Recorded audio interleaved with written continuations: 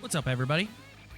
Welcome to episode 73 of the Talkin' Buds podcast, the NFC Championship Rocking the toots edition. tonight, baby. Here we go. One of the rare moments where you will see Ryan and I pitted against each other will be this coming Sunday at 3 p.m. Yeah, wearing the toques today because we got our two teams facing off. NFC title game, baby. And sometimes I look like a bit of a germ in this toque, to be honest with you. So me wearing this in front of everybody to see, it's a nice toque, but I look like a bit of a dick in it sometimes. We're going to talk more about it at the end of the show. But we're Toronto Maple Leaf podcast, and we're a week into the season. The Leafs are 3-2. The best way I can probably describe it is some good and some bad. Like if you had to do a good and bad ratio, like I would say for me it's been 70% good, 30% bad thus far. Yeah, I think that's fair. 70-30, 60-40 range. There's the first two games of the season where they snuck out that win in Montreal against Montreal, but they largely didn't play very well that game. The next game against Ottawa, they got dummied. That was a terrible hockey game. They rebound with a pretty good performance against the Senators, get a win. I thought the game against Winnipeg, I thought they played very well. They didn't take off, but I thought they showed a lot of good things, not getting hemmed in. That was their best 60 minutes in a while. Yeah, they just needed to find that gear to go ahead and take a lead in that game, but they got it done. And then tonight. I'll admit there is part of me that does get a bit of a kick out of tonight because like it's all day with like just the Mathews versus McDavid, the showdown, and the game is just yeah, it was not a very entertaining hockey game. No, there were moments like we watched the games together, and like there are moments tonight where he and I are just kind of sitting there like there's a lot of neutral zone play in this hockey game right now. Yeah, you hype up the two biggest superstars in the game, and it turns out to be a bit of a flop, to say the least, and a loss as well. Which is, if you're gonna have a flop game, I'd rather them take away a W. When you have a flop game and you lose, and you're 3-2, and you're not exactly off to the greatest start, but you're not off to a catastrophic start. And tonight, I thought they could have won that game, and they didn't. Yeah, but we still got a little bit to go here. They had some tough bounces tonight. Like both the third goal was an empty net, but like the first goal is just a lucky bounce and off a skate. The second one is just a brutal penalty call that leads to a power play goal. And it's just like, it was just one of those nights, right? Like Spezza misses an open net, the deflection there when Willie was out front in the second period where it just slides across the goal line and goes wide. Like when you start seeing that type of stuff, it's like, like tonight it's not going to go your way. Yeah, tonight. And Simmons hit a post, and I think the Leafs have actually been taking a decent amount of penalties so far this season. I think their penalty kill is okay. It's not great, but when you give as many power plays to Leon Draisaitl and Connor McDavid, they're going to burn you on at least one of them, and that was tonight. I thought they could have won the game, even though I didn't think either team played very well, but hopefully let's move on. We're going to see Edmonton, like 3 more times in the next 2 weeks? 4 more times. 4 more times already. Yeah. You're going to see a lot of Edmonton. There's going to be a lot of Mathews, McDavid. Yeah. It's like it didn't live up the first time. It better live up the second time. Yeah, well... Or the third time, or the fourth time. All right, let's spitball a little bit here. Like I said, weekend, I put it at 70-30, you put it at 60-40. Let's start with the positives. What to you has been the best part of these last 7 days? The number one thing for me is not getting hemmed in their own zone so much. And what I mean by that is just like those shifts that they have where they seem to be almost on a penalty kill 5-on-5 and they're stuck in their end for 2 to 3 minutes and Freddy Andersen's getting a barrage of shots. I think their shot total against, especially the last two to 3 games, has been pretty good for them. They're a team that gives up a lot of shots, and tonight they gave up 22 shots, and the other night, I can't remember what the total was, but they didn't give up very many to the Jets either. So I think they used to be extremely awful on defense, and they still have their moments where it's like, that was a brutal giveaway, bad positioning. But I feel like overall they have taken a step in the right direction in terms of getting the puck out of their own end quicker than they did before. Yeah, I'm with you on that. The structure defensively for sure. For me, it's been the performance of Auston Mathews, the performance of John Tavares.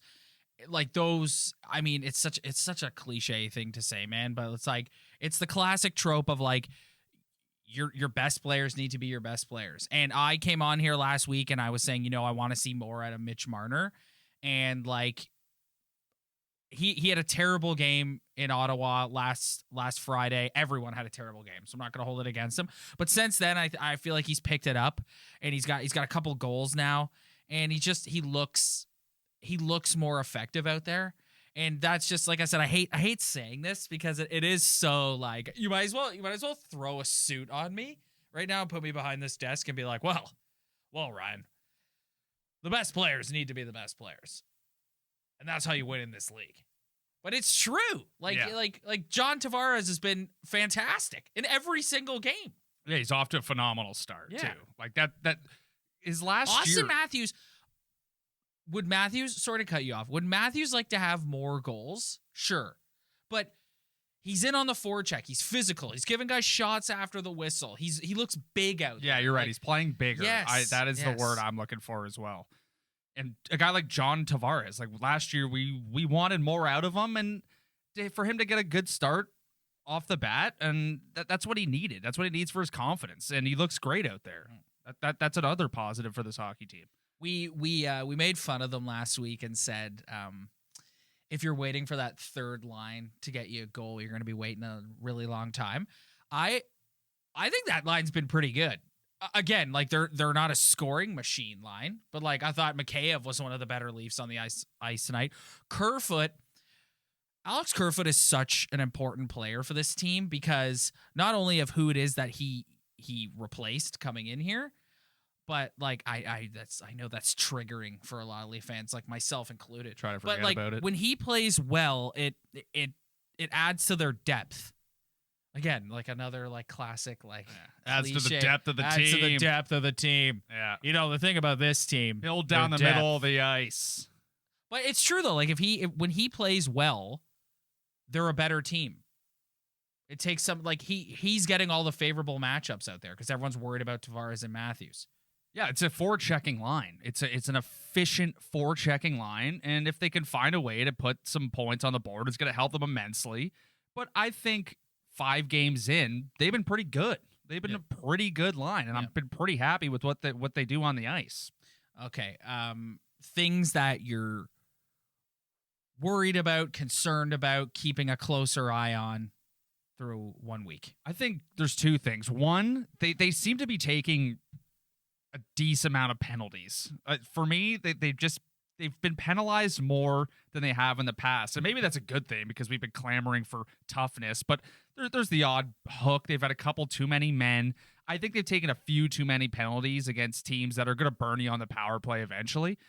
And also just like tonight, I thought I don't know if they were the better team, but they were a better team than Edmonton. The other night, I thought they were way better than the Winnipeg Jets, and they just couldn't find that like gear that elite teams have. There's another suit comment. Elite hockey teams. I'm just waiting for you to start talking about the half wall. Yeah. Oh, having a good stick out there, son. I just think they need to find that elite level gear where it's like we're gonna take the killer instinct. Yeah, it's a killer instinct. They just don't have it yet. It is early in the season. I keep trying to tell myself that. But they just need to find that killer instinct. It's time to step on the throat and this game. I mean, it is, and it isn't. Like, yeah, sure, it's a week into the season, but it's like 56 game season. So it's like these games are important. And I do think that, having said that, I do think that we should take a baby steps outlook and approach to this Leaf team in that, like, there were a lot of things that they needed to improve on going into this season. And I just think that, like, what you mentioned earlier about how they seem to be more effective in the defensive zone and their breakouts are better and they don't collapse and they're not getting hemmed in as much. So, like, there's one thing that we've gotten better at. Let's build off that now, and let's work on that killer instinct. Let's put these teams that we know we're better than away.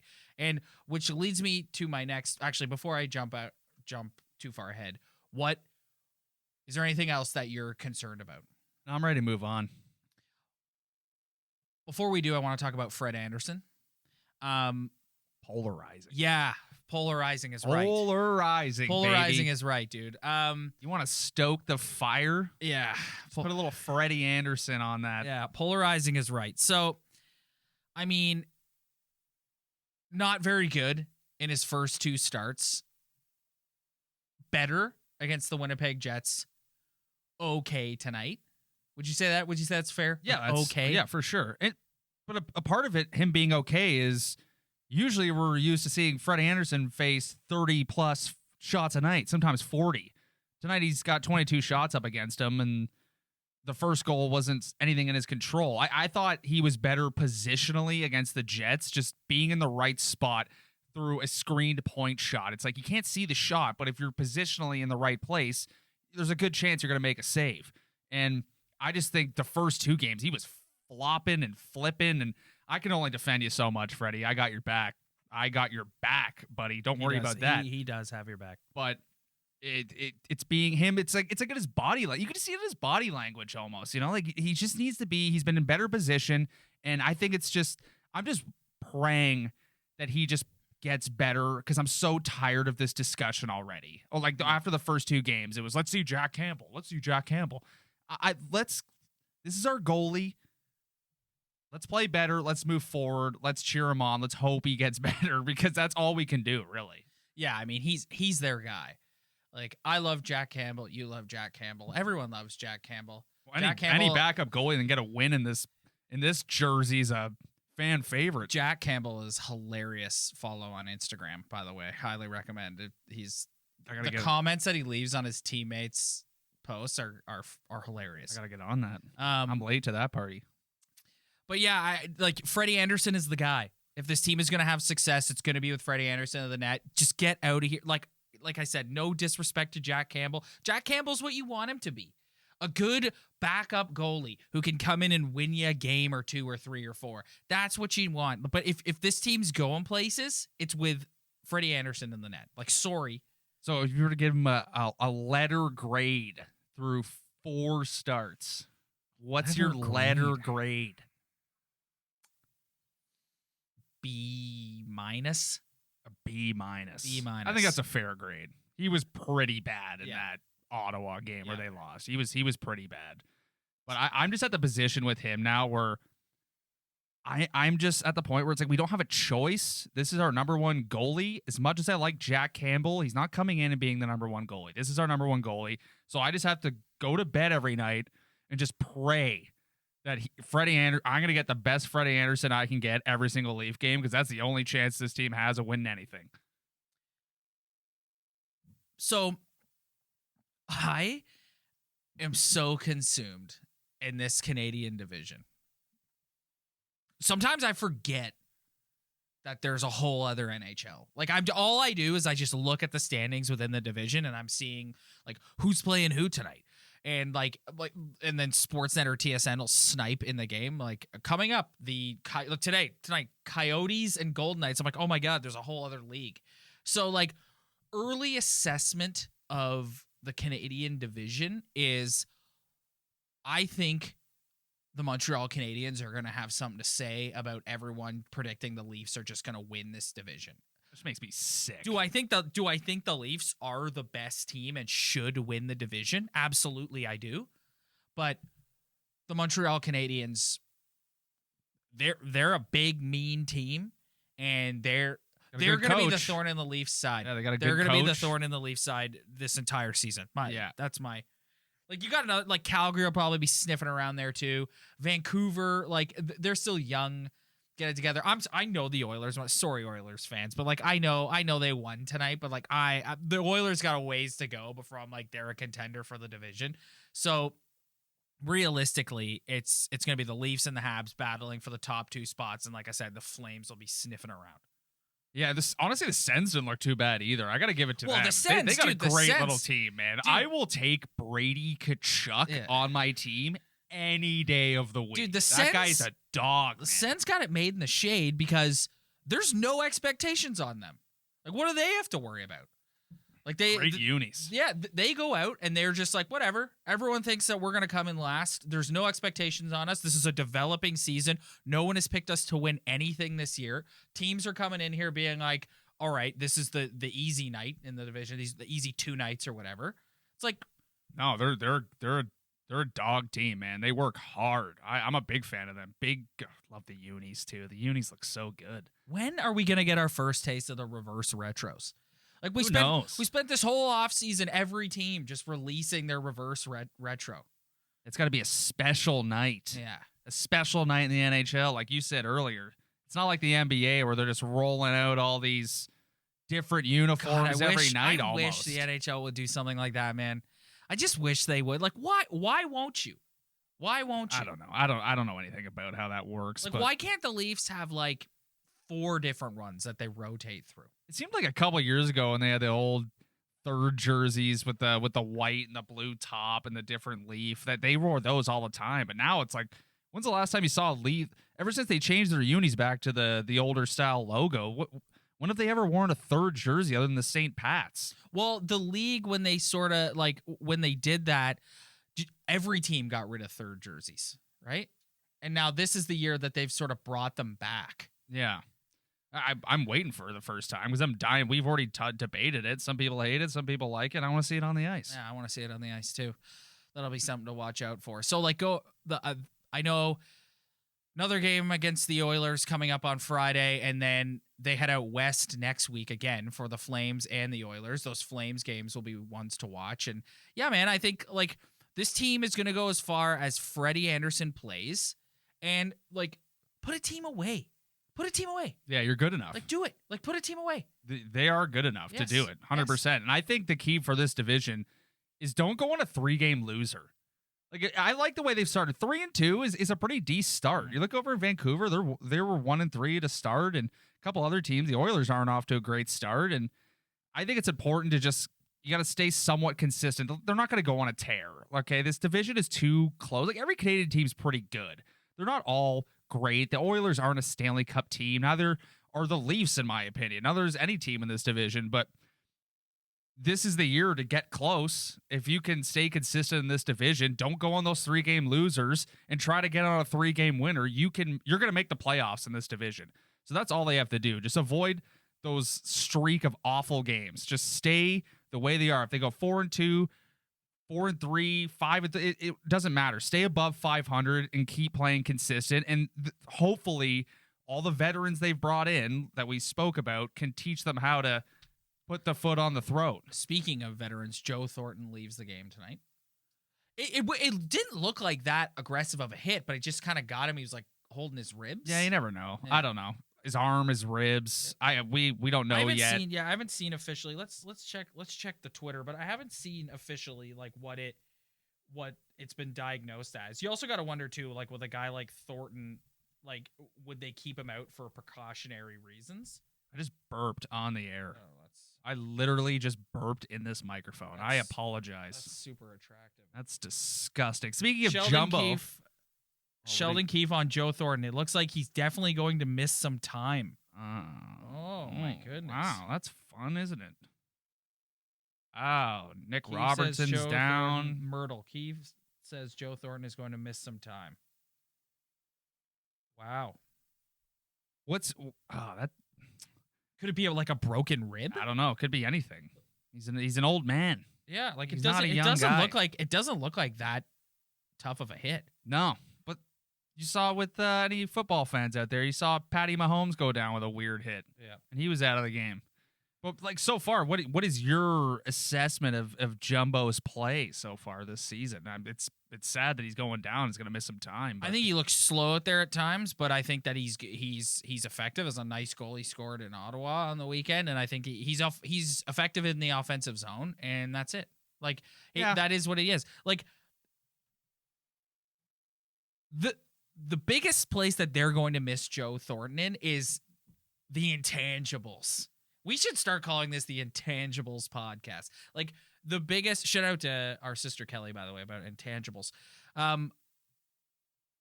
That's where they're gonna miss him. Like, you can put Hyman up on that line, and they're just as effective. Like let's be honest. Yeah, they're not. Yeah, you can replace him on the line. I think so far he's not the same Joe in the transition game, but when they start, he can get a cycle going. And that's another thing this team has been allergic to the past couple of years. If I can see a player keep the puck in and keep a cycle going, I'm down. And I think he's done an amazing job. And I thought it was a nice goal he scored the other night.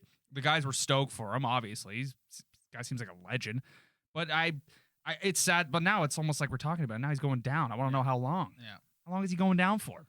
Keith is vague. Well, you're gonna get the usual like upper body injury. Yeah. Like And I was sad that Nick Robertson went down too, because I'm a big Nick Robertson guy. I'm a big Nick Robertson guy. Yes. It's legit. Thoughts quickly too on 11 and 7. I love it. I love it so far. I just think that their D's not good enough to stand with 6 guys. So if you can mix the pairings, you want to find chemistry, but I just find chemistry sometimes with D pairings a little overrated. There's no more Rafalskis and Niedermeyers anymore. There's no great pairing. It's like tight references. You get an unreal number one guy, and then everyone else kind of fills it out. I don't mind seeing the different pairings or guys getting a break or just whoever's playing better, play them more. It gives you more options. Obviously, if a forward goes down, like Joe went down tonight or Nick Robertson went down, and it leaves you tough up front, but then you just got to wait out the game and get another guy in next game. But I'm a big fan of the 7 defensemen. I'm a big fan of it.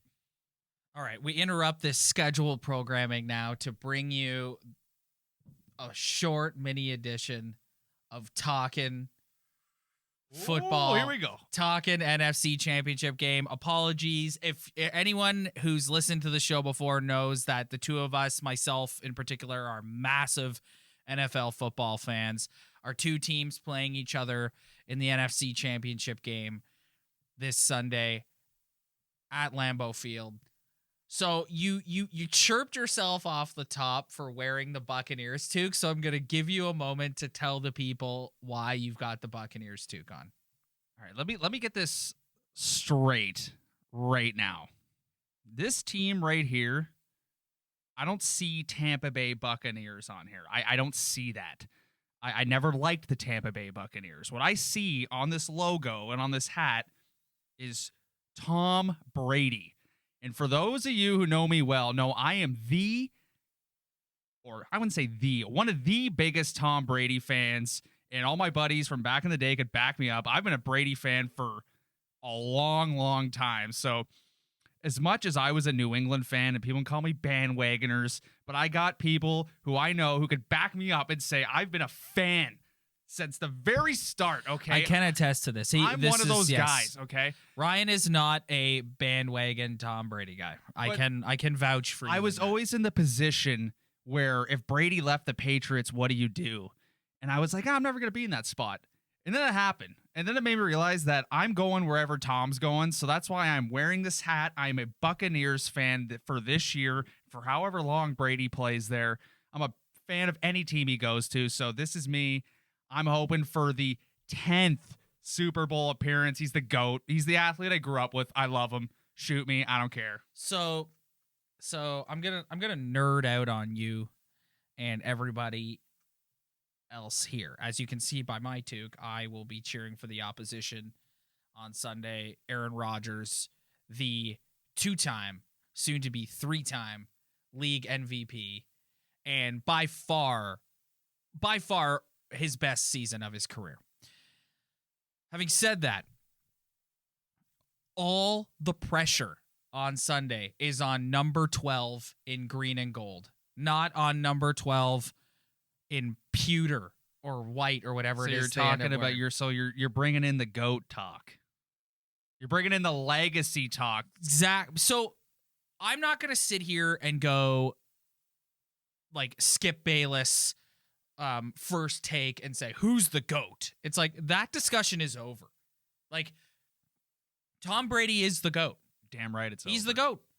And that's why the pressure on is so much. There's so much more pressure on Rodgers because all this is gravy for Brady. Like he's already won 6 rings. He's already won the who's more valuable, Brady versus Belichick discussion. He's already won it. He's gotten the Buccaneers to an NFC championship game. They're there. Even if they lose on Sunday, the story will be Tom Brady in his first year with no preseason games, limited training camp, took the Buccaneers all the way to the NFC championship game. It's all gravy for him. Whereas Rodgers, like I said, 2 soon to be 3 MVPs, only been to 1 Super Bowl. That was in 2010. That was 11 years ago. A long time ago. 11 years ago. It wasn't yesterday. 1 and 3 in NFC championship games. Okay. There was the 2014 collapse in Seattle. A game to this day. There are 2 sporting events to this day that just make me sick to think about. It's the Leafs collapsing in Game 7, which we did a watch along at the beginning of COVID, by the way. I encourage everyone who hasn't listened to go listen to that. That was wild reliving that. Yeah. The Leafs collapsing in Game 7 of the Boston Bruins, and that Packers loss in the NFC Championship game. There's that. There's 2016 getting blown out, like not even done the first quarter and the game's over in Atlanta. And there's last year, same thing, going down to San Francisco and getting blown out by the Niners. I forgot they were there last year. They were there last year and they got blown out by the Niners. Did they lose the divisional to the Cardinals that year? Was that a divisional game? That was a divisional game. Yeah, I guess because the Cardinals haven't been to the Super Bowl since. But yeah, so they got all the pressure is on him. It's like, yeah, okay, that's nice that you won another MVP and you had a great season, but guess what? You flamed out in an NFC Championship game again and still 1 Super Bowl appearance and 1 ring. That's it. It's all the pressure is on Aaron Rodgers. All the pressure. Yeah. Well, buddy, this is going to be an epic.